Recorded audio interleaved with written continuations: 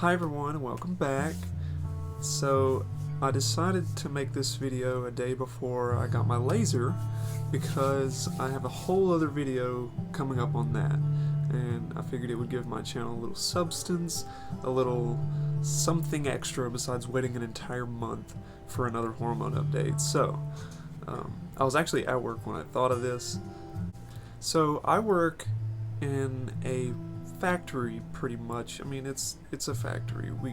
It's manufacturing. We make boxes that go in boxes. That's like the running joke. Is like, okay, we're making these boxes to put them in other boxes and then like send them to things, so you can put things in the boxes and then put those things in other boxes and then send them somewhere else. But all right, enough tangents. So there's a lack of culture is what I meant to say. There's a lot of a lack of culture. I don't know anyone in that plant on all 4 shifts that are in the LGBT community, and that's kind of intimidating.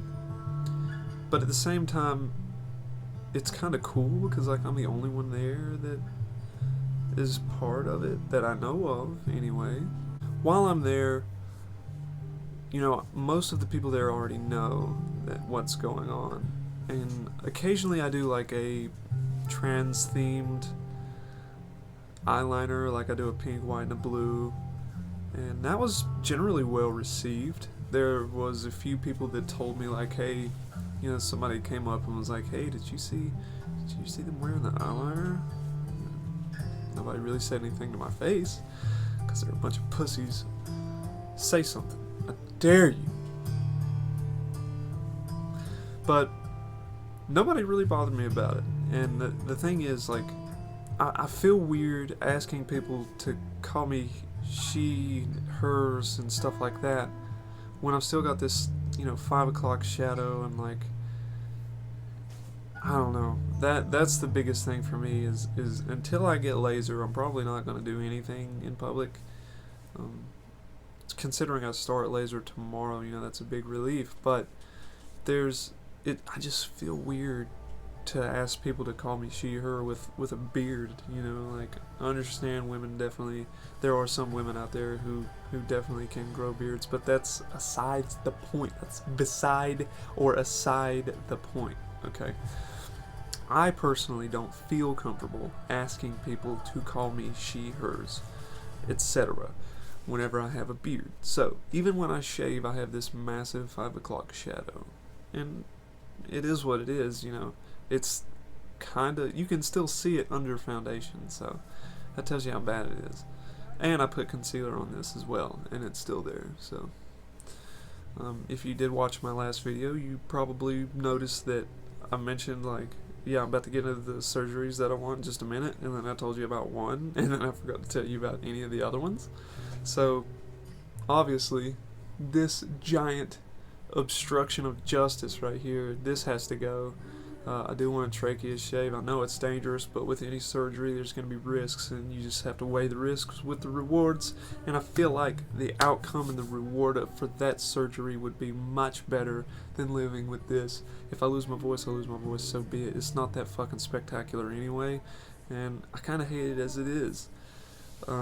Another surgery I would like is a brow bone reduction. Obviously, I look like a freaking caveman. Not cool. Another surgery, the main surgery, SRS, that's totally a goal down the road. Like, please let it be done now. That would be amazing. That's obviously not going to happen for at least another year and a couple of months and some change. If it comes down to it, you know, most of the women in my family are well endowed as far as like the breast area goes.